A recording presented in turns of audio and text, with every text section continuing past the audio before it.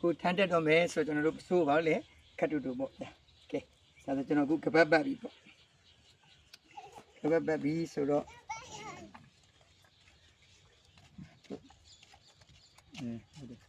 ဟုတ်လားဟုတ်တယ်โอเคဒီကပတ်ပတ်လိုက်ကပတ်ပတ်ခါပြီးထိုးပြီအခုဒါကျွန်တော်တို့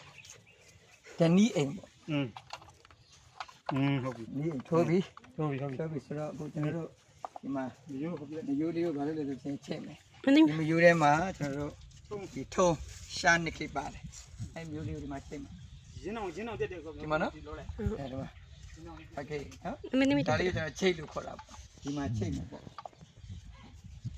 ဟာကိုကျွန်တော်တို့ဒီအပေါ်တက်ဒါကိုကျွန်တော်ရင်းတောင်လို့ခေါ်တယ်အဲတော့ရင်းတောင်လို့ဆိုရက်ဝင်ရှိပြတဲ့ရစားတော့ပြောတာပေါ့နူကာလာမြထသောခါရင်းတောင်ရင်းဆွဲစောင်းမြေဦးလွယ်ကဒါနီထက်စွာခါမှချက်လျက်ထမ်းမွင်ထိုင်ငံရွှေ့မြိုင်မြိုင်ကလိုင်သာလွယ်လို့တက်တည်နေလေအဲ့တော့ထန်းသမားတွေရဲ့ဘဝတွေနော်စာသူဝင်ရှိပြတဲ့ရစားကစာနာတဲ့အောင်ညတာတဲ့အောင်ဆိုပြီးတော့ရေးတယ်ပေါ့နော်ဒါအခုကျွန်တော်တက်တယ်ပေါ့ထမ်းမယ်မှာမောင်တို့ရွာသားစကန်းအလေလာဇမကွေမြရောင်ချေလေးရခင်းနေကရင်ရိုးတလျှောက်မေခဏောင်းမင်းတွေတွေ့တွေ့ဖူးကြတယ်တီးကြတယ်တီးကြတယ်ဖူးကြတယ်ပျော်မြူးလို့စိတ်မချီနူးယေ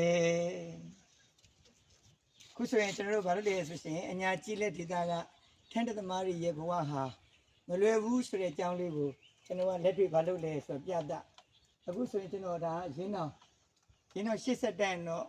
ကျွန်တော်တို့ရင်းဆွဲရောက်တော့မယ်ရင်းဆွဲထီအောင်ကျွန်တော်တက်တိမရှိဘူးလေနော်အဲဒီအပေါ်ရိုက်ကြလိုက်ပါဟုတ်ပါမလားအပေါ်လန့်ရလဲအဲ့တော့ဒီမှာကျွန်တော်တို့ကတဝက်မှာခိုင်မြအောင်ဆိုပြီးကျွန်တော်တို့ကကြိုးချီလိုက်တယ်အပေါ်ဆက်တန်းမယ်ဆက်တန်းရင်ကျွန်တော်ကတော့တိတ်မတက်ရဲတော့ဘူးပေါ့နော်ဒီလောက်နဲ့ကျွန်တော်ဘာလို့လဲဆိုရင်ခြေနဲ့ပါဒါကြောင့်မို့ရတဲ့တမီးတွေထန်းတဲ့သမားတွေဘဝဟာဘာလို့လဲ